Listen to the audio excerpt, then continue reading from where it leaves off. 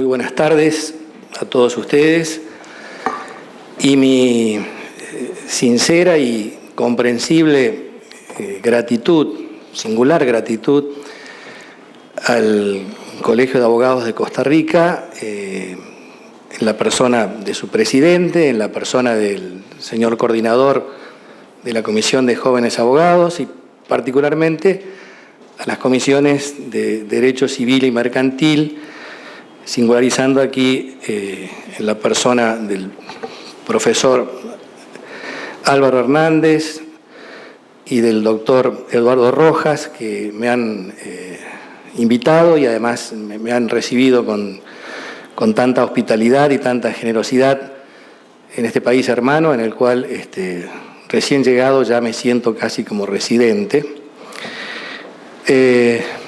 Escuchaba recién con atención al profesor Hernández y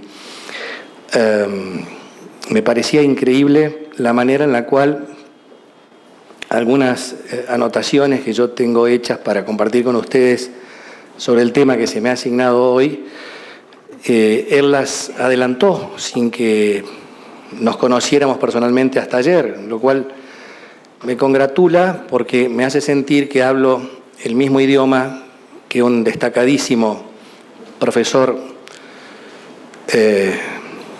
vinculado a este ámbito tan fértil de la responsabilidad civil, que es el que nos convoca en este evento.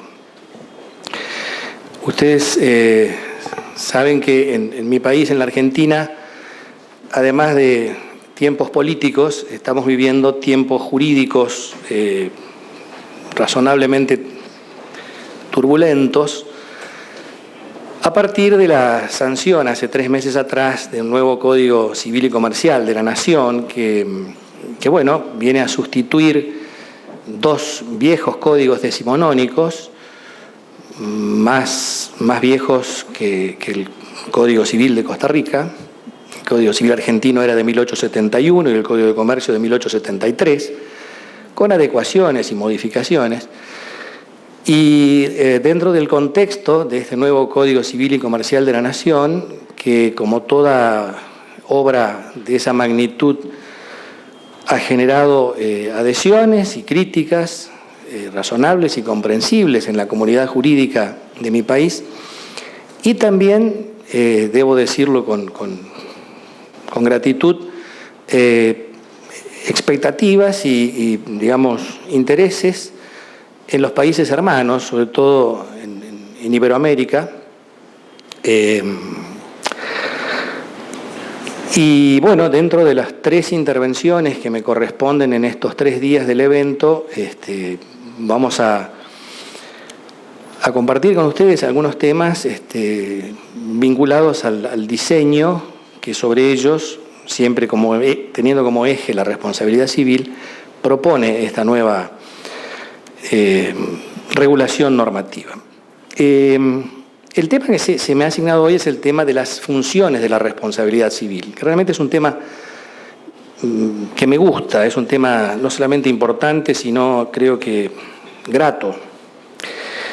Y es un tema donde hay gente que ha escrito mucho y ha escrito bien, y don Álvaro ha dicho un par de cosas muy relevantes que me permiten quizás a mí entonces obviarlas.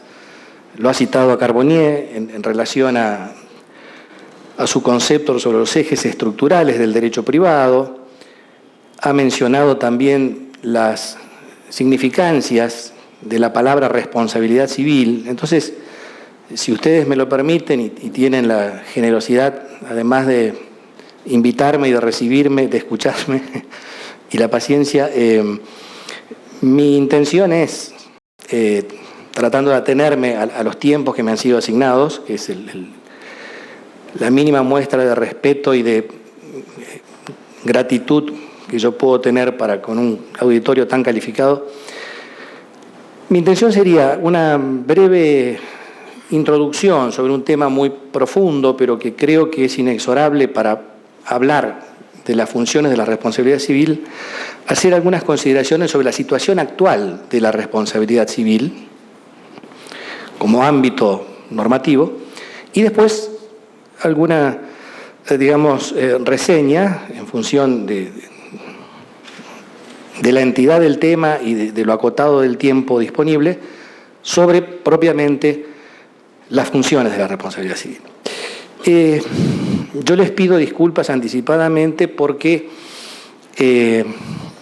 estos temas, como ustedes comprenden, dan para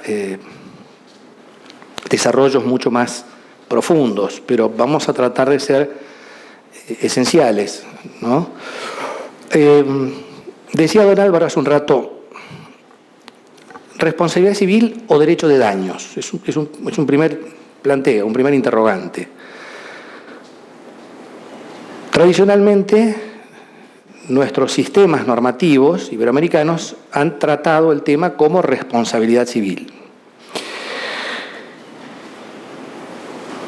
Alguien dice que son sinónimos.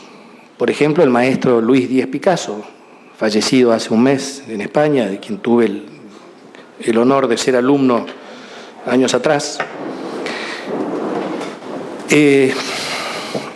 Para otros, derecho de daños comprende, como derivación latina del law of torts anglosajón, un diseño de lo que hasta ahora nosotros llamamos responsabilidad civil, que involucra funciones de las que vamos a hablar hoy, que van más allá de la mera función resarcitoria.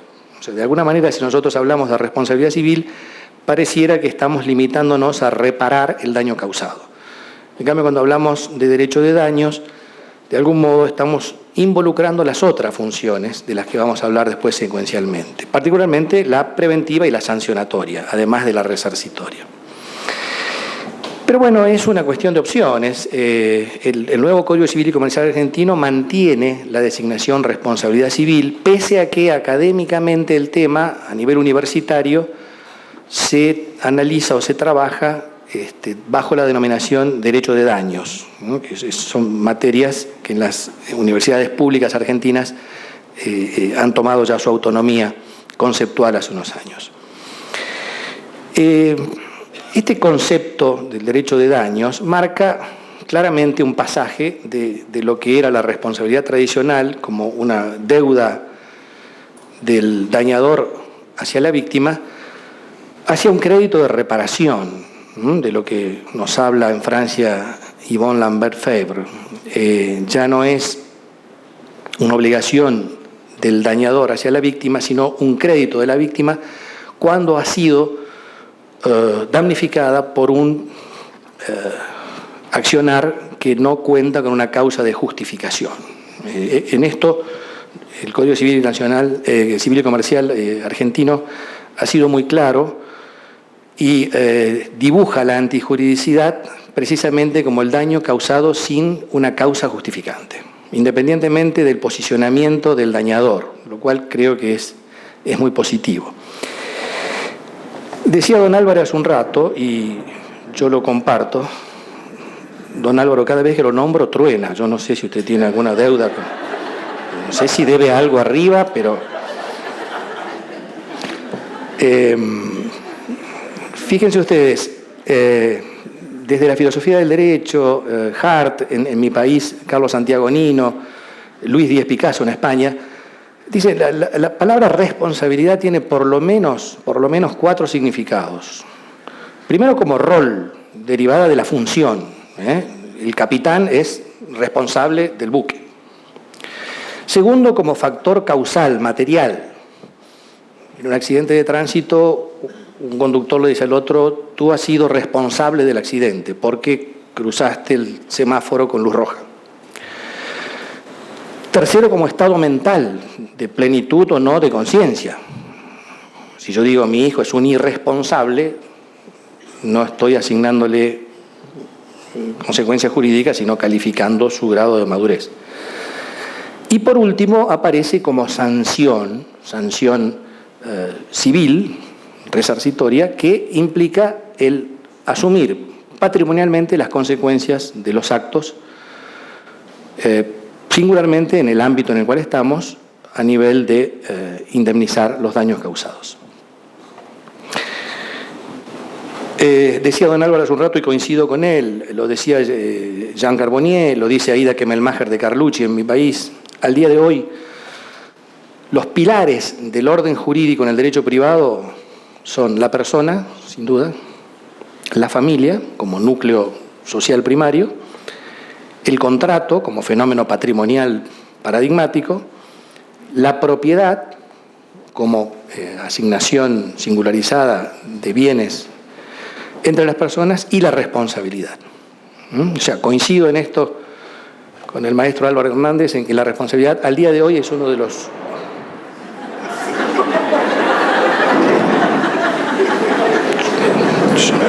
Prometo que no lo vuelvo a nombrar, don Álvaro, porque tengo miedo que caiga un rayo.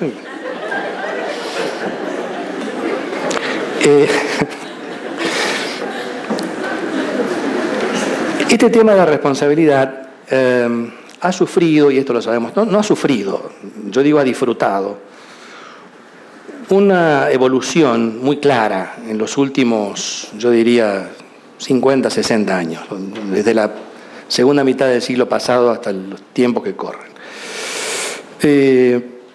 Hay una declinación de la responsabilidad individual, claramente, hacia un sistema de responsabilidad objetiva social.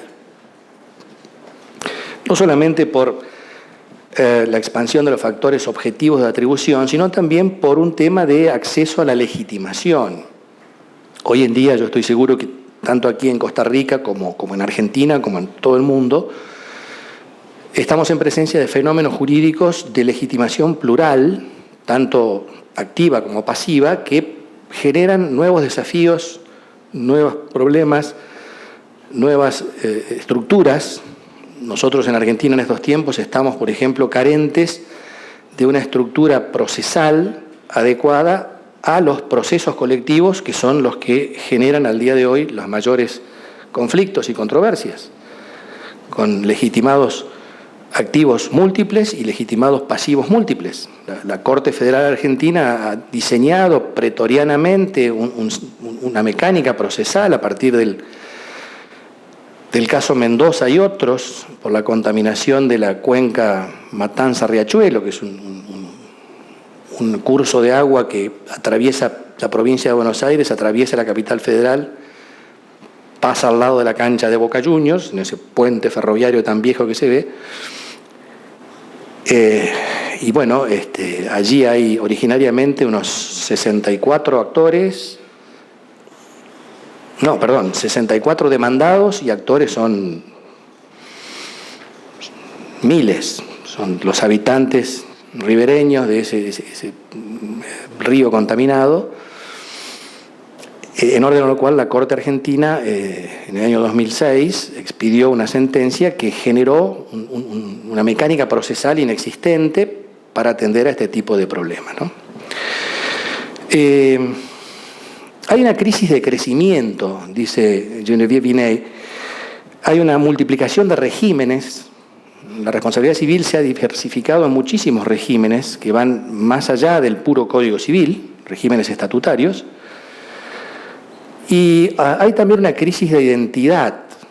Esto lo reconoce Watt. Hay una crisis de identidad, por ejemplo, frente al fenómeno asegurativo y frente al fenómeno de la seguridad social. En los países digamos, socialmente más avanzados del norte de Europa, en los países escandinavos, la seguridad social tiende a sustituir a la responsabilidad civil tal cual nosotros la aplicamos y la conocemos.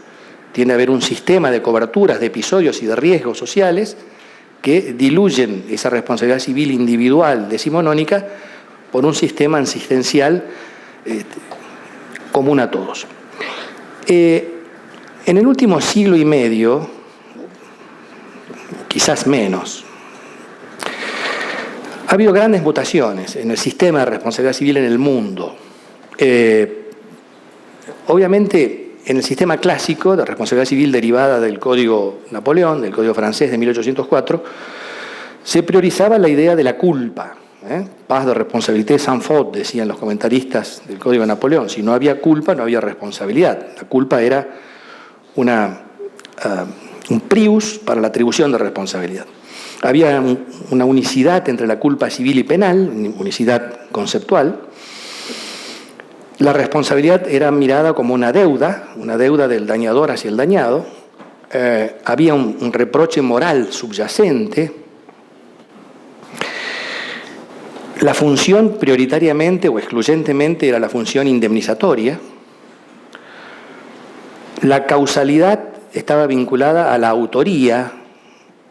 Era prácticamente impensable la causalidad sin autoría, salvo, por ejemplo, en el Código Civil argentino, los daños causados por cosas caídas de un edificio o los daños causados por un animal en ausencia de su dueño, pero después no había responsabilidad indirecta o vicaria, siempre la responsabilidad era directa o personal, vinculada a la autoría. La antijuridicidad era típica.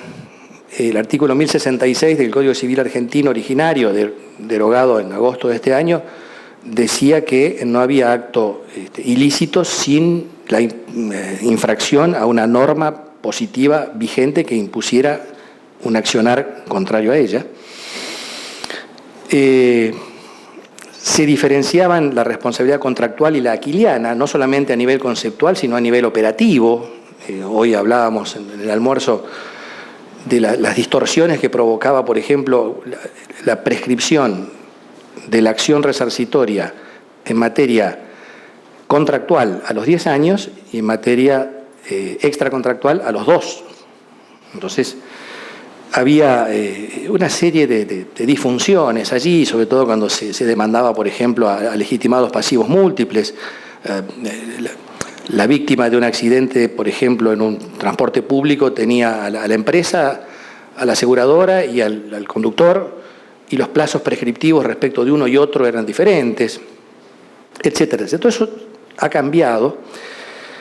El daño ha pasado a ser el elemento basilar en la responsabilidad civil, la figura estelar. Hay un ocaso de la antijuridicidad y hay un ocaso de la culpabilidad. Como dice en Italia Giovanna Vicentini, Rodotà, Busnelli, en España Fernando Pantaleón Prieto, en Uruguay Gamarra, en Argentina Bueres, el daño es el eje nuclear del sistema de responsabilidad civil y la culpa ha pasado a ser un elemento de un sistema policéntrico. Es un factor de atribución, uno más, pero no el factor de atribución. Hay una proliferación de factores objetivos de atribución que tradicionalmente no existían y empezaron a aparecer con el riesgo y vicio de las cosas y nada más. Hay una expansión de responsabilidad contractual con la obligación de resultado en materia convencional, con la obligación que tiene la contraparte en determinados contratos de no solamente cumplir el opus que constituye el objeto contractual en sí, sino resguardar la identidad, la integridad de su co-contratante. Hay un tránsito, como se ha dicho, del contra jus, o sea, de la antijuridicidad, al sine jure. Se responde porque no hay justificación. Hay un tránsito de la tipicidad a la atipicidad. La atipicidad pasa a ser material, abierta, no típica ni formal. Esto es una revitalización, lo ha dicho muy claramente y yo lo comparto plenamente el presidente de la comisión redactora del Código Civil y Comercial de mi país y presidente de la Corte Federal, Ricardo Lorenzetti. Esto es una revitalización del alterum non laedere justinianeo. Está fundado en esta máxima justinianea de no dañar a otro. Hay claramente una traslación, como dice de Ángel Yagües, de la mirada desde el dañador hacia la víctima. Todo esto acompañado, lo decía muy bien el maestro Attilio Alterini, querido amigo, por una aparición importante de la prueba en el derecho de daños o en la responsabilidad civil. La prueba a nosotros nos aparece en principio como un tema procesal, instrumental.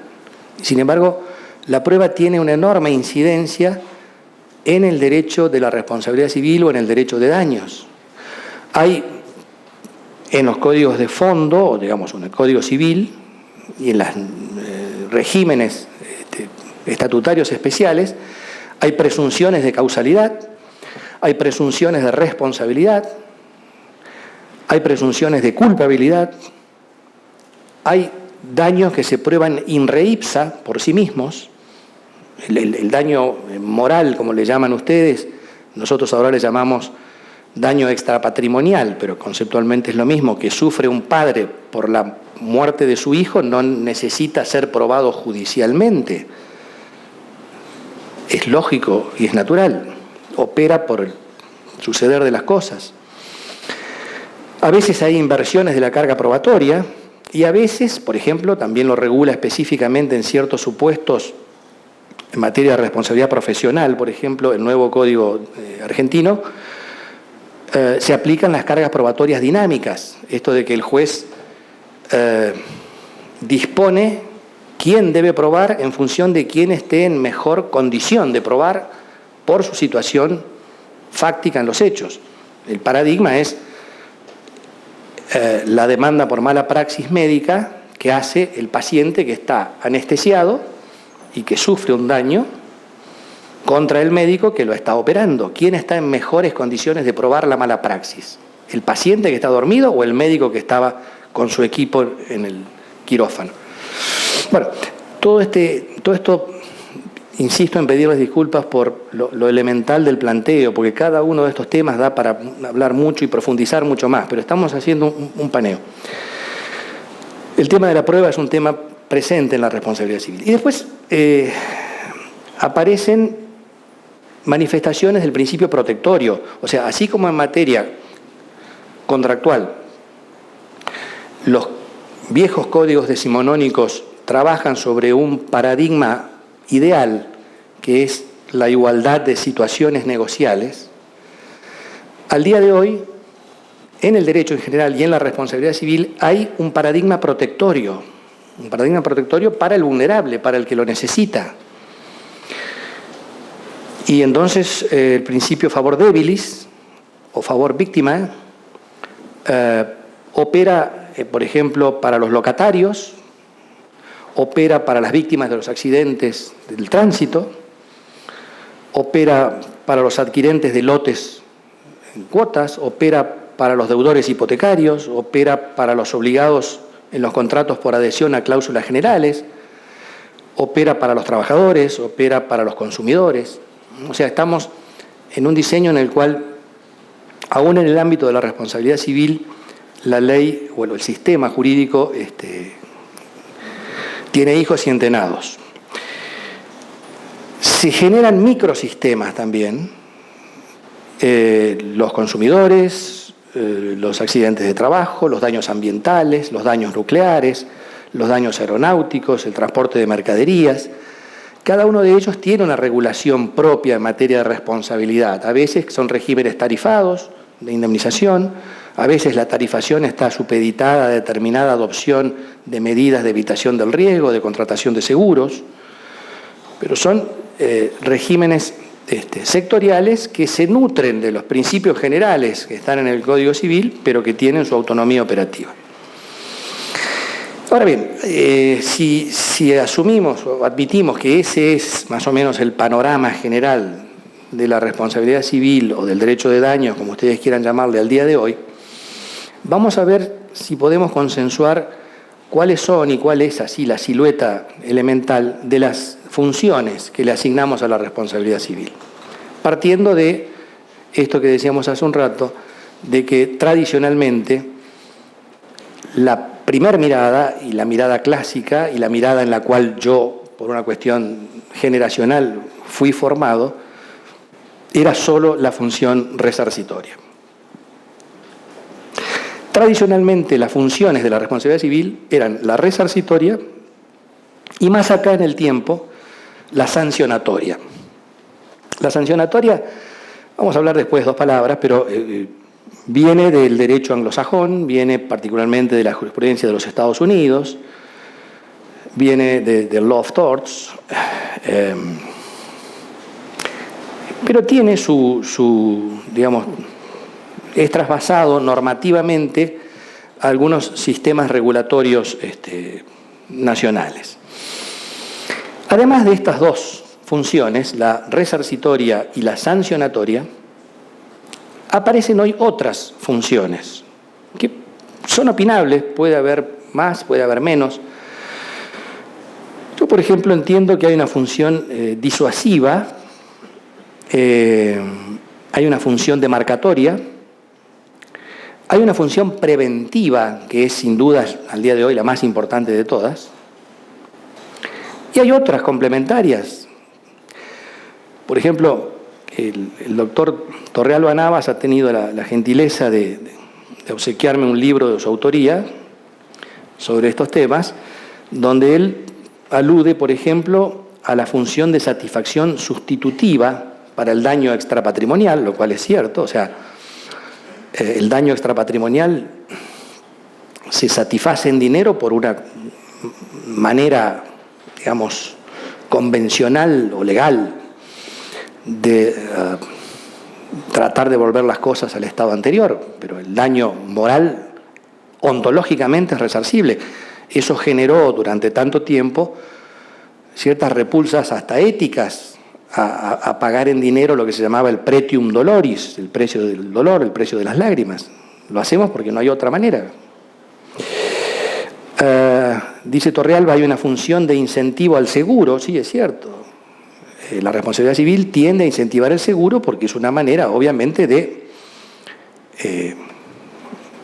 diluir o limitar el riesgo indemnizatorio. Hay una función de distribución de costos en actividades lícitas, lo cual también es cierto. Al día de hoy, al diluirse la antijuridicidad como presupuesto de la responsabilidad civil, al ser numerosos los casos en los cuales se debe responder por actos lícitos del Estado y de particulares, el riesgo es lícito, pero el que debe hacerse cargo de las consecuencias dañosas del riesgo es el que lo genera, a nivel empresario o a nivel particular. Cuando yo manejo mi carro, como dicen ustedes, mi automóvil, como decimos allá, yo estoy creando un riesgo y la ley me impone a mí asumir las consecuencias de ese riesgo que creo por una cosa riesgosa que puede dañar. Obviamente me obliga a asegurarlo y entonces allí también estamos con la función de incentivo del seguro. Y hay una función de colectivización de daños, lo que de alguna manera se le llama en el análisis económico del derecho el spreading effect, el efecto de pulverización, digamos. Se tiende a que los costes del resarcimiento de los daños se diseminen de tal manera de que socialmente puedan ser más resguardables. Y allí operan múltiples instituciones como el seguro, los fondos de garantía, los reaseguros, las traslaciones de costes empresarios, etcétera, etcétera, etcétera. Este sería, si ustedes quieren, un elenco posible de funciones de la responsabilidad civil. Digo posible porque hay otras. ¿Qué decimos cuando hablamos de una función disuasiva o de control social? Esta función disuasiva o de control social está vinculada al análisis económico del derecho y a la asignación de recursos y distribución, sobre todo de los riesgos. Esto tiene que ver con un enfoque consecuencialista de la responsabilidad civil. O sea, la responsabilidad civil no es una estructura neutra en orden a pólisis o principios ocultos, subyacentes. Y se requiere, esto lo ha dicho la Corte Federal Argentina reiterada y claramente, se requiere un análisis consecuencialista de las decisiones judiciales. O sea, se debe buscar la incidencia en ámbitos donde la conducta del responsable propenda a la disminución de los riesgos. O sea, lo que hay que trabajar es sobre la creación de los riesgos para minimizarlos. Esta disuasión de los riesgos, que es una de las funciones de la responsabilidad civil, que no es solamente la función preventiva, debe ser buscada ya sea por incentivos, por ejemplo, fiscales, o a través de cargas. Por ejemplo, en el proyecto del Código Civil Argentino del 98 que se establecían topes indemnizatorios generales, se decía que no podía ampararse en esos topes el dañador que no hubiera tomado medidas de prevención del daño o no hubiera contratado seguros. Más allá, como dice Lorenzetti en mi país, de que hay daños y riesgos inevitables que deben ser afrontados por la seguridad social y por el seguro. Él pone como ejemplo, un ejemplo poco grato para los que hemos pasado los 60, como es la inevitabilidad de la vejez. Hay una función demarcatoria o normativa en la responsabilidad civil. Esta función demarcatoria marca los límites entre lo permitido y lo prohibido. Para mi gusto, alguien que ha trabajado estos temas quizás mejor que nadie, por lo menos en España, ha sido Pablo Salvador Coders, y él tiene varias obras relacionadas a este tema. Hay una de las primeras, muy pequeña, pero muy lúcida, se llama Prevenir y Castigar, donde él alude esencialmente a esta función demarcatoria de la responsabilidad civil. Dice Geneviève Biney, en el civil law es una norma esencial de comportamiento, la responsabilidad civil. En la Argentina, en mi país, el artículo 19 de la Constitución Nacional, que es el que sienta el principio de reserva, el que alude a que las acciones privadas de los hombres que no vulneran la ley quedan libradas a Dios y exentas de la autoridad de los magistrados, genera dos límites. Por un lado, el del principio de libertad de actuación, y por otro lado, el alterum non laedere. Otra vez aparece esta primera formulación del tríptico justinianeo del siglo V: no dañar a otro, vivir honestamente y dar a cada uno lo suyo. Esto es una manifestación del no dañar a otro. Y esta función nos dice quién es el otro y dónde empieza el derecho del otro que yo no debo sobrepasar. Esta función de la que hablamos permite prever las consecuencias de los actos propios, permite elaborar reglas de conducta y permite respetar la libertad del otro. Después está también, y creo aquí que sí nos podemos detener unos minutos porque me parece la más relevante en los tiempos que corren, la función preventiva. La función preventiva de la responsabilidad civil es, al día de hoy, me parece la que merece mayor atención de los operadores jurídicos.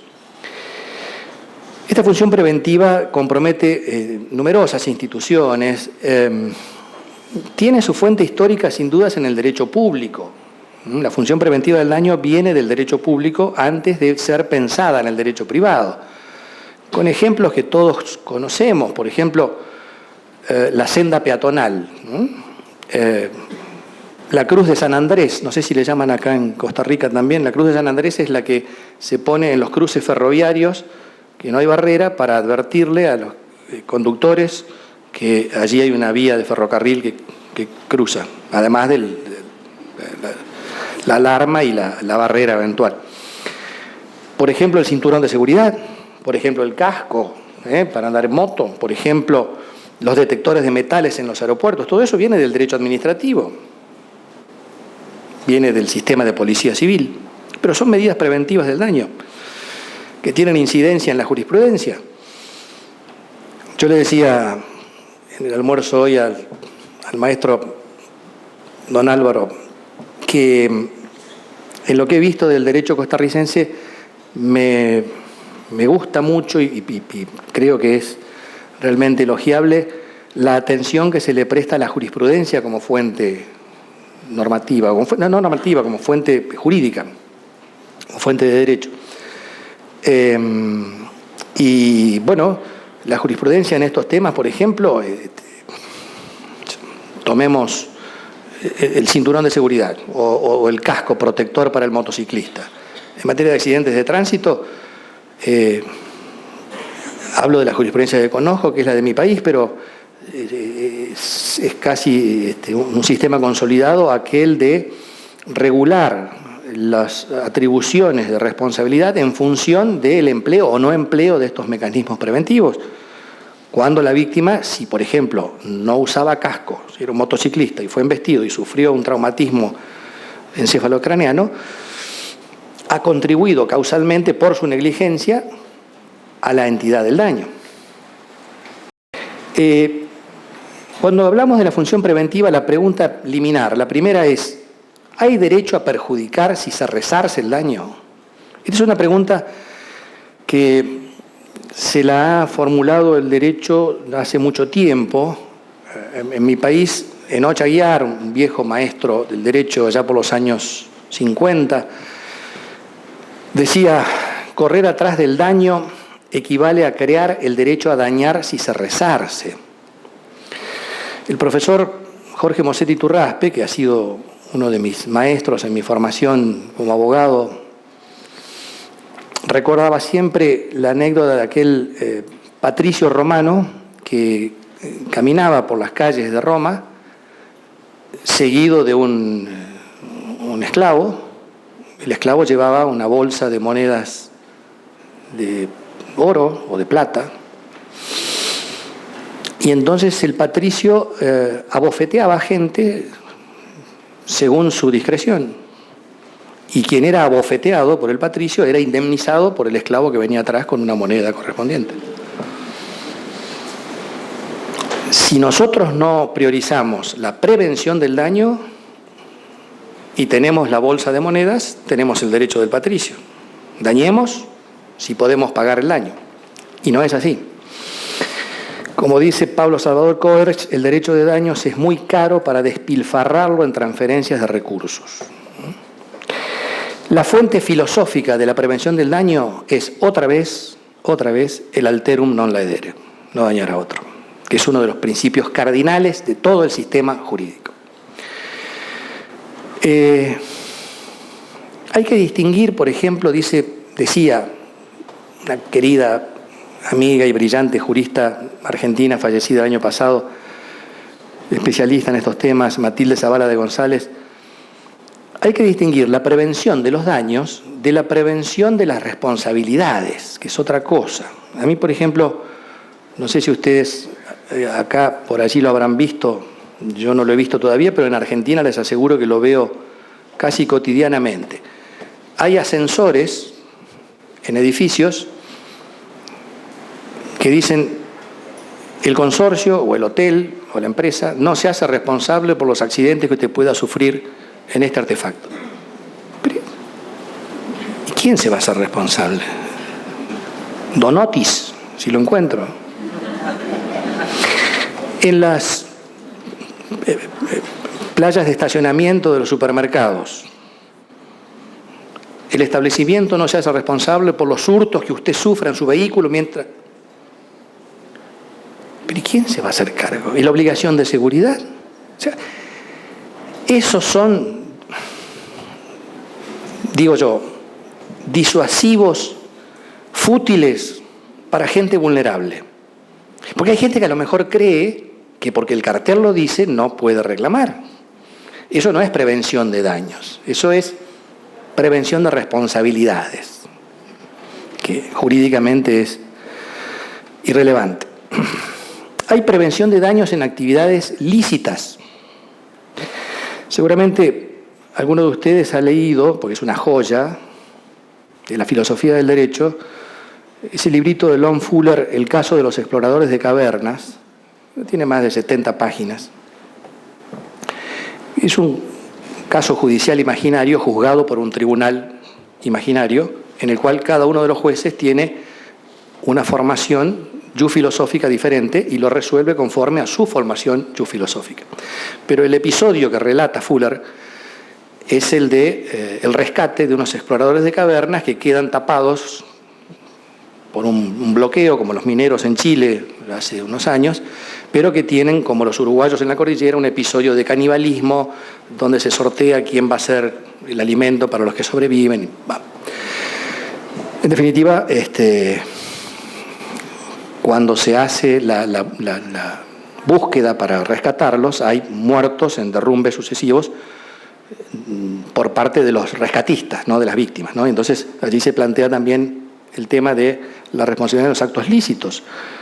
Como, por ejemplo, Atilio Alterini recordaba, estadísticamente, cuando se construye el túnel del Mont Blanc, se hizo un cálculo, después de los primeros 2 o 3 kilómetros, de la cantidad de obreros, muertos por kilómetro en función de los derrumbes por el trabajo con dinamita.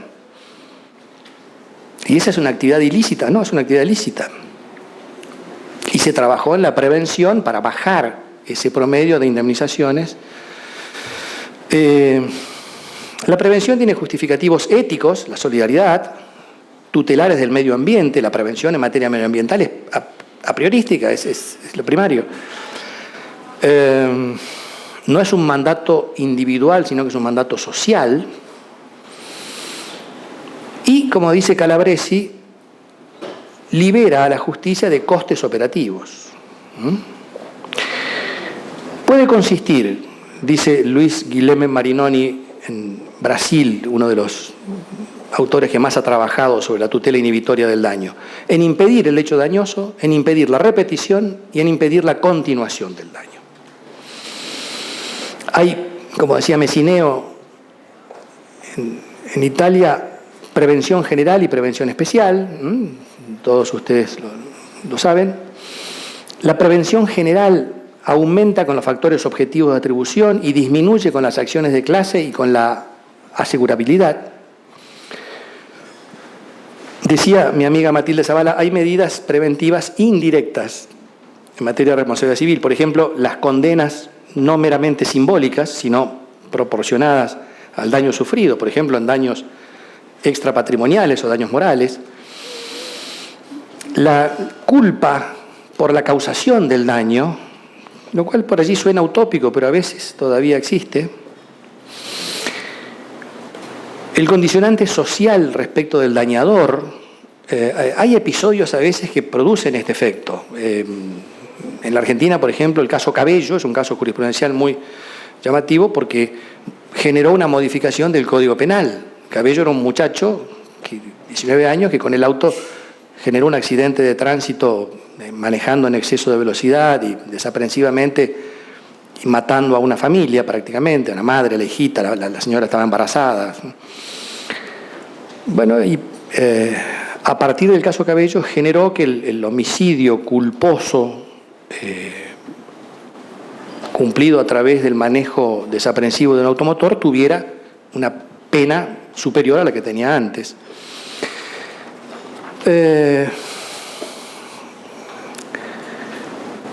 Por ejemplo, la no asegurabilidad del dañador reiterativo, esto está en la Ley Argentina de Seguros, en el artículo 3, los estudios de impacto ambiental obligatorios antes de un emprendimiento que pueda tener afectación al medio ambiente, la obligación tácita de seguridad, reconocida jurisprudencialmente primero y legalmente después, en materia contractual.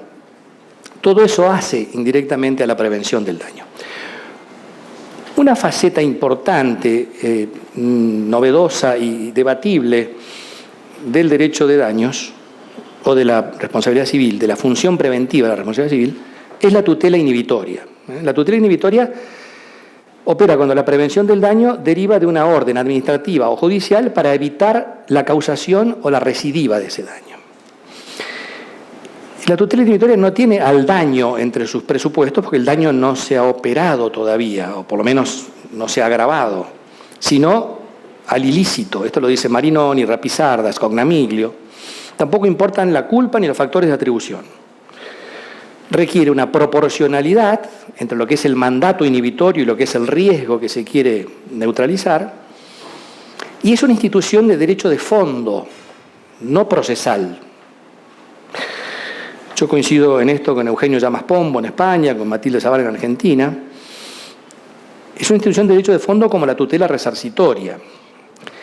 Tiene su origen en la tutela de la propiedad, por ejemplo, los interdictos posesorios, las acciones confesoria y negatoria para proteger la posesión, la vieja cautio damni infecti romana, esta acción que me permitía resguardar los riesgos eventuales de la vivienda lindera que amenazaba ruina. Pero modernamente tutela bienes que Lorenzetti llama infungibles, que tienen que ver sobre todo con el medio ambiente, que tienen que ver con los derechos personalísimos, el ámbito extrapatrimonial. Tiene más presencia en la responsabilidad extracontractual que en la contractual, más en los derechos extrapatrimoniales que en los patrimoniales y particularmente opera en la protección del medio ambiente, del consumo y de los derechos personalísimos.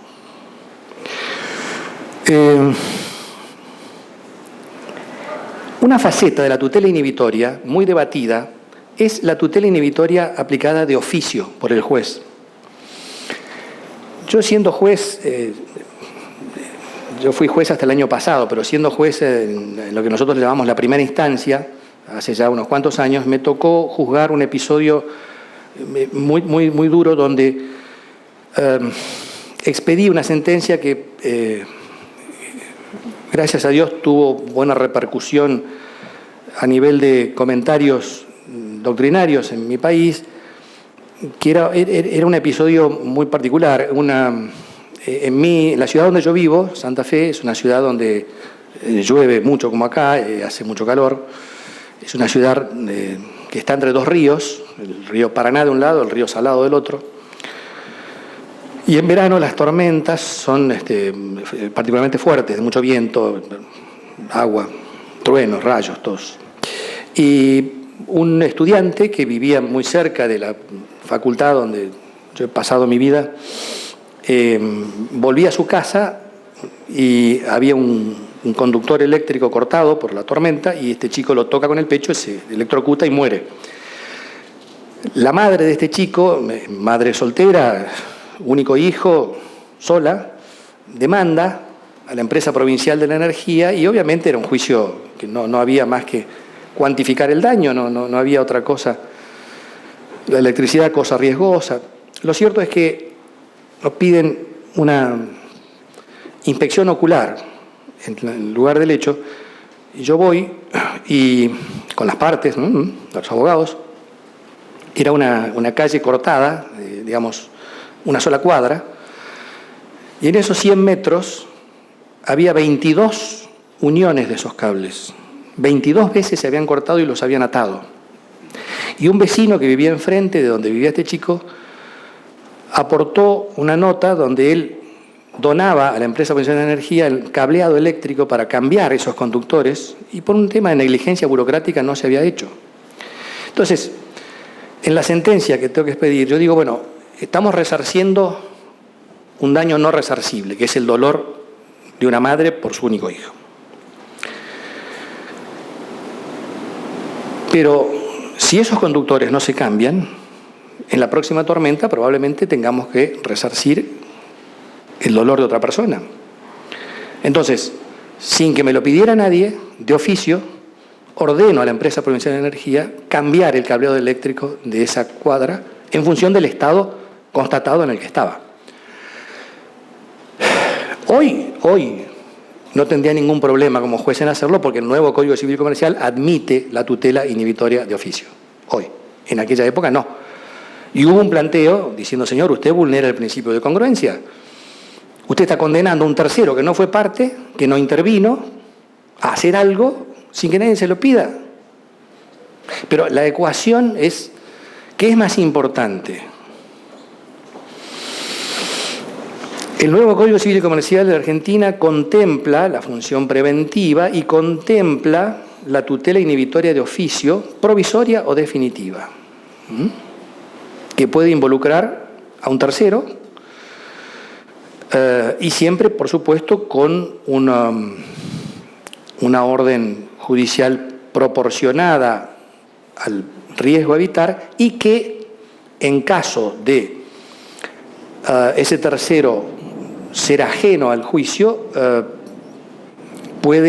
lo legitima para requerir a la parte interviniente en el juicio condenada a indemnizar los costes de esa actividad preventiva. Por último, hablamos dos palabras de la función sancionatoria y una de la función resarcitoria, porque es la que más conocemos. La función sancionatoria de la responsabilidad civil se deriva de las multas civiles, o lo que en Argentina llamamos sanciones pecuniarias disuasivas, que son estas instituciones que vienen de los daños punitivos del derecho anglosajón, los de non-compensatory damages, que han generado debates. En los Estados Unidos, todos sabemos, tuvieron un momento de apogeo, aquella famosa indemnización del caso Ford Pinto de 125 millones de dólares como daño punitivo frente a un daño resarcitorio, creo que de 3 millones, por una muerte causada por una explosión en un vehículo por un defecto constructivo, al día de hoy donde los valores se han razonabilizado. Hay argumentos en contra y en favor. A favor se dice que es una prevención general en los daños intencionales, de intentional torts, y sobre todo, como decía Boris Stark o Sabatier en Francia, es una sanción a la culpa lucrativa, aquel que daña sabiendo que le va a ganar más dinero con el daño que con lo que debe indemnizar. El caso de la prensa amarilla, por ejemplo.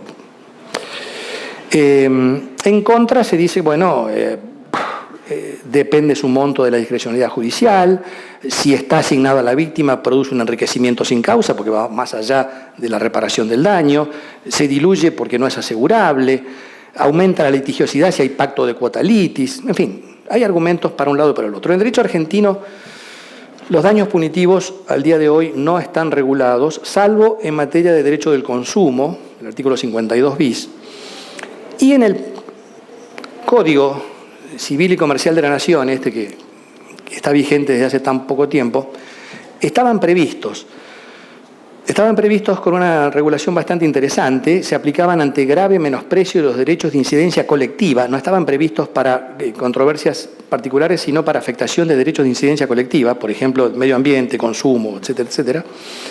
No se aplicaba de oficio. Debía considerarse la conducta y el eventual lucro obtenido por quien debía pagar esta compensación, y el destino era asignado por el juez, normalmente no tanto a la víctima como a fondos de compensación, sobre todo en materia medioambiental. Esto fue suprimido. Yo, ante un auditorio tan calificado, no quiero ser objetivo y no tengo por qué trasuntar ideas políticas. Yo dije que mi país estaba en un tiempo político y en un tiempo jurídico muy convulsionado. Políticamente, el domingo elegimos el nuevo presidente. Digo presidente porque va a ser varón, son los dos. Y este gobierno que se va, lo digo en Argentina con libertad de opinión, y con la misma libertad lo puedo decir en un país hermano como ustedes, ha hecho muy mal las cosas. Entre las muchas cosas que hizo mal fue podar el proyecto del Código Civil y Comercial con el cual trabajamos. Nosotros tenemos un dicho, Aramos dijo el mosquito cuando iba arriba del buey. Trabajó la comisión redactora, que fueron 3 juristas de primer nivel. Pero esa comisión redactora generó subcomisiones en las cuales colaboramos 80 juristas más o menos. Se nos asignaron temas determinados y nosotros hicimos lo nuestro en base a pautas de la comisión redactora, ¿no? Y el Poder Ejecutivo, que había designado a la comisión redactora, cuando el proyecto le cortó todo lo que no le gustaba. Desde la regulación de la propiedad colectiva de los pueblos originarios, desde el derecho humano al acceso al agua potable, desde la responsabilidad del Estado, desde los daños punitivos, y podríamos hablar una tarde entera. Esta regulación de la función sancionatoria de la responsabilidad civil fue suprimida, sacada del Código. Y en orden a la función resarcitoria, para terminar, la función resarcitoria es la más conocida, ¿no? Los principios del European Group of Law Torts del año 2005 dicen: la indemnización es el pago en dinero para restablecer a la víctima en su posición previa al ilícito dañoso. Clarísimo. Quizás hay 2 grandes ejes de debate en este tema. Primero, si la reparación debe ser integral o legal, que no es lo mismo. No es lo mismo. En mi país es un tema muy controvertido. Y segundo, si es procedente la tarifación o la responsabilidad plena. En orden a lo primero, la reparación integral como comprensiva de todo el daño, es una aspiración, pero como decía Alterini, no deja de ser un mito. Es muy difícil el resarcimiento de todo el daño, por múltiples razones. Hay limitaciones cualitativas y cuantitativas. Por ejemplo, habiendo dolo, se modifica el alcance de resarcimiento en el incumplimiento contractual. Es mayor la responsabilidad contractual del incumplidor doloso que del mero incumplidor culposo.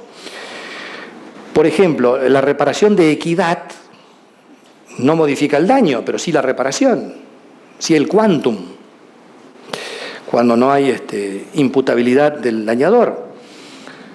La incidencia causal de la víctima incide en el monto de la indemnización. Lo vamos a hablar pasado mañana cuando hablemos de las causas de justificación. Y después hay innumerables sistemas o instituciones puntuales que nos demuestran que no necesariamente se repara todo el daño. Por ejemplo, la cláusula penal en materia contractual, que predetermina la entidad del daño resarcible por incumplimiento. Por ejemplo, la Convención de Viena sobre daños nucleares. Por ejemplo, en mi país, la responsabilidad del banco por sustracción en las cajas de seguridad. Si yo no está declarado el monto que tengo en la caja de seguridad, hay una limitación cuantitativa asegurativa. La responsabilidad tarifada en materia de accidentes de trabajo, que imagino que acá en Costa Rica debe ser también similar. La responsabilidad o la indemnización por despido incausado en materia de daños aeronáuticos es una responsabilidad. Más vale que a uno le caiga un avión en la cabeza que no ir dentro del avión. La familia va a recibir más. La regla del de minimum non curat pretor, el pequeño daño no resarcible, etcétera, etcétera, etcétera. Y después está el tema de la tarifación, que es un tema también en mi país muy debatido. ¿Qué tiene en pro y qué tiene en contra la tarifación del daño? En pro tiene la asegurabilidad, la previsibilidad y la efectividad de cobro en tiempos.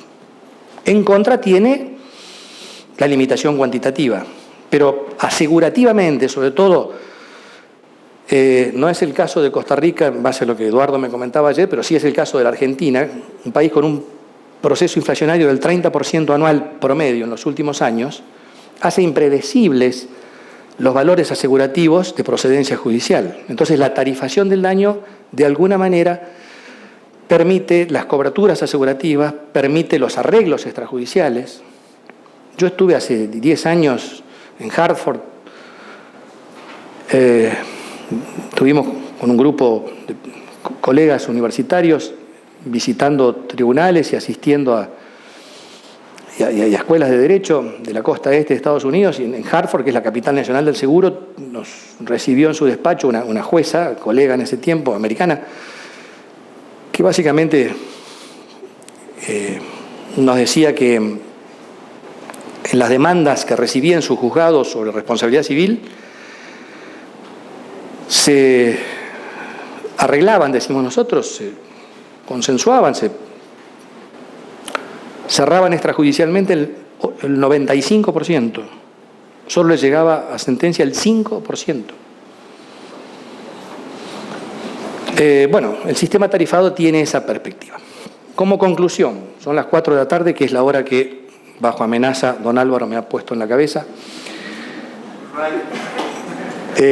Y no hubo truenos, don Álvaro, estamos mejorando. Anotaba algo que me pareció interesante. Confucio, en China, en sus diálogos, decía algo que para nuestra cultura occidental es llamativo, pero lúcido y sabio. En China, el fa significa la ley y el derecho, lo que hacemos nosotros. El li son el ritual, la etiqueta, los buenos modales, de lo que hay cada vez menos. Decía Confucio, el fa hace que el pueblo carezca de pudor, porque la sanción subsigue al hecho. El li anticipa que los hechos negativos no sucedan. El buen ciudadano debe observar el li y luego el FA. Muchísimas gracias por su atención.